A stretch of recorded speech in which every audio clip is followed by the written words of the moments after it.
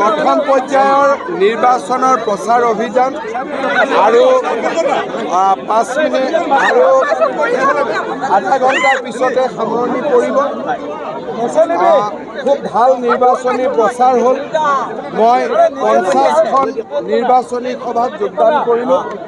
অসমৰ প্ৰতিটো লোকসভা অৰ্থাৎ 5টা লোকসভা সমষ্টিত প্ৰত্যেকটো লোকসভা সমষ্টিতে মই 10খনকৈ সভা কৰিলোঁ।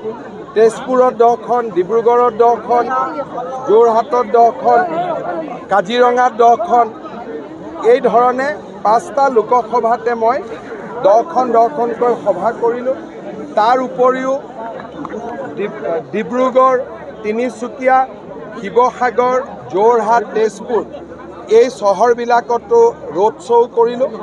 ৰাইজৰ অপাৰ উৎসাহ, পাৰ ভঙা উৎসাহ, আৰু মই নিশ্চিতভাৱে ক'ব পাৰোঁ যে 5খন আসনৰ 5খনতে ভাৰতীয় জনতা পাৰ্টি বিপুল ভোটত বিজয়ী হ'ব। 5খনত हम ये पहला चरण का चुनाव अभियान आज समाप्त हुआ। पहला चरण में असम में 5 चुनाव क्षेत्र में चुनाव होगा। मैं 50 सभा किया, 5 से ज़्यादा रोड शो किया, सारे कॉन्स्टिट्यूएंसी में समान सभा किया और मैं विश्वास का साथ बोल सकता हूँ कि 500 सीटों में भारतीय जनता पार्टी भारी बहुमत से जीतेगा।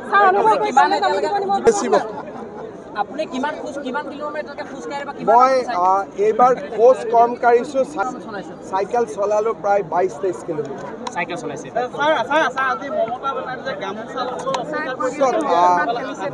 মমতা বেনাৰ্জী অসমৰ পৰা ভাৰতৰ প্ৰধানমন্ত্ৰী হৈছে। গুৱাহাটীত আহিলেতো গামোচা পিন্ধিছিল, কিন্তু দিল্লীত গ'লে, পাঞ্জাৱত গ'লে তেওঁৰ ডিঙিত কেতিয়াবা গামোচা দেখিছিল নেকি? আমেৰিকা, জাপানত গ'লে তেওঁ গামোচাখন লোৱা ডিঙিত দেখিছিল নেকি? সোনিয়া গান্ধী, ৰাহুল গান্ধী, প্ৰিয়ংকা গান্ধীয়ে কেতিয়াবা ডিঙিত গামোচাখন অসমৰ বাহিৰত লোৱা আপোনালোকে দেখিছে নেকি? মমতা বেনাৰ্জীয়ে হওক, ৰাহুল গান্ধীয়ে হওক, সোনিয়া গান্ধীয়ে হওক, মনমোহন সিঙে হওক, মোদী ডাঙৰীয়াই যেনেকৈ গামোচাখনক সন্মান কৰে, আন কোনো ৰাষ্ট্ৰনেতাই তেনেকৈ সন্মান কৰা মই দেখা নাই। আজি মমতা বেনাৰ্জীয়ে যি কৰিছে সেইটোতো অসন্মান কৰিছে। শিৱসাগৰত এইবাৰ মইতো ভাবোঁ আমি 25,000 ভোটত লিড পাম। শিৱসাগৰ সমষ্টিৰ পৰিৱেশ খুবেই ভাল। আমি ভাল কৰি 26 চনলৈ আৰু কাম কৰি থাকিব লাগিব। শিৱসাগৰ আমি ভাল কৰি অহাবাৰ জিকিম আৰু লোকসভাটো মই ভাবোঁ যে আগে পিছেও শিৱসাগৰত কমকৈ হ'লেও আমি লিড পাওঁ। হয় 5,000 ভোট পিছুৱাওঁ, নহ'লে 5,000 ভোট আগুৱাওঁ। এইবাৰ ডিলিমিটেশ্যনো হ'ল, মানুহৰ মনৰ পৰিৱৰ্তনো হ'ল। মই ভাবোঁ যে 25,000তকৈ বেছি ভোটত আমি লিড। আজি মাজুলীৰ গৌৰৱ গগৈ কৈছে সম্পূৰ্ণ ভুৱা প্ৰতিশ্ৰুতি, ভুৱা ফৰ্মেৰে গোটেই প্ৰচাৰ চলালে। হিমন্ত বিশ্ব শৰ্মাই ভুৱা প্ৰতিশ্ৰুতি যে নিদিয়ে, এইটো পেটত জন্ম নোহোৱা বাচ্চায়ো জানে, যাৰ মাকৰ গৰ্ভত থকা বাচ্চায়ো জানে যে হিমন্ত বিশ্ব শৰ্মাই ভুৱা প্ৰতিশ্ৰুতি নিদিয়ে।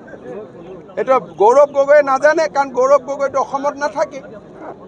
গতিকে গৌৰৱ গগৈ 2 দিন 4 দিন ইয়াত থাকিলে তেওঁ গম পাব যে হিমন্ত বিশ্ব শৰ্মাই যি ক'ব শিলৰ ৰেখা, হিমালয়ো মোৰ কথা বদলাব নোৱাৰে।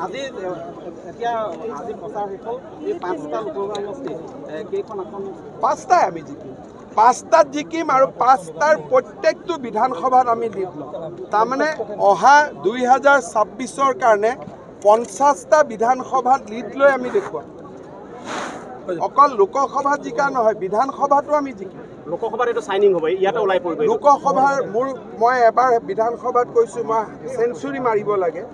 এই লোকসভা নিৰ্বাচনতে আপোনালোকে 100+ সিটত বিজেপিক লিড লোৱা দেখা পাব। কালি প্ৰিয়ংকা গান্ধী যিমান মানুহ আহিছে, আজি পীযুষ হাজৰিকা যাওঁতে তাত বেছি মানুহ। প্ৰিয়ংকা গান্ধীটো আমোল বেবী, মানুহৰ দুখ কষ্টটো নুবুজে, আহিলে গ'ল। ৰাহুল গান্ধীয়ে ইমান দিন কি কৈ আছিল যে বিজেপিয়ে বেংক একাউণ্টবোৰ চিজ কৰি দিলে, ৰেলৰ টিকেট কাটিবও কংগ্ৰেছৰ টকা নাই। কালি প্ৰিয়ংকা গান্ধীটো চাৰ্টাৰ্ড ফ্লাইটতে আহিছে, টকা ক'ৰ পৰা আহিলে? তাৰমানে সৰ্বসাধাৰণ কাৰ্যকৰ্তাক ৰেলত পঠাব টকা নাই, কিন্তু মই নিজে ঘূৰি ফুৰিব পাৰোঁ।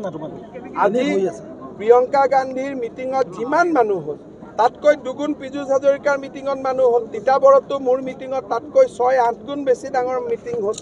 তিতাবৰতো এইবাৰ আমি 25,000 তলত লিড নলওঁ। তিতাবৰতে 25,000 আমি লিড ল'ম।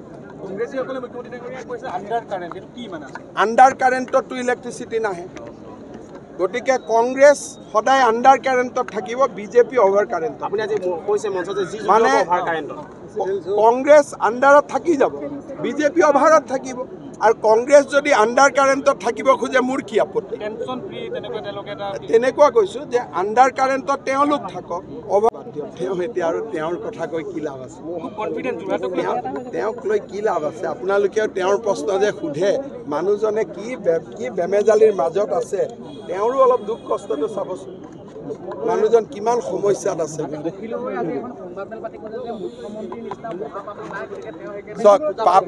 পাপী আৰু মহাপাপীৰ কাৰণে মই অসমৰ মুখ্যমন্ত্ৰী হ'লোঁ 5 বাৰ ইলেকশ্যন জিকিলোঁ প্ৰত্যেকবাৰে মাৰ্জিনটো বাঢ়ি বাঢ়ি গৈ থাকে মানুহে এইটোৱে চাওক হাতখনত কি কৰিব গতিকে পাপীৰ এনেকুৱা অৱস্থা গতিকে পাপী হৈ থকাই ভাল পুণ্য হ'লেতো মানুহৰ মৰম নাপাম গতিকে পাপী হৈ যদি শিৱসাগৰত লাখ লাখ মানুহৰ এনেকৈ মৰম পাব পাৰোঁ অসমত যদি মৰম পাব পাৰোঁ পাপী হৈ থকাই ভাল অখিল গগৈৰ দৰে পুণ্যাত্মা হোৱাৰ কি প্ৰয়োজন হয় নহয় অখিল গগৈ পুণ্যাত্মা হৈ থাকক মই পাপী হৈ থাকোঁ কিন্তু পাপীক ৰাইজে মৰম কৰি আছে আশীৰ্বাদ কৰি আছে পাপীক ইলেকশ্যনত জিকাই আছে পাপীক মুখ্যমন্ত্ৰী পাতি আছে গতিকে পাপী হৈ থকাই ভাল হয় নহয়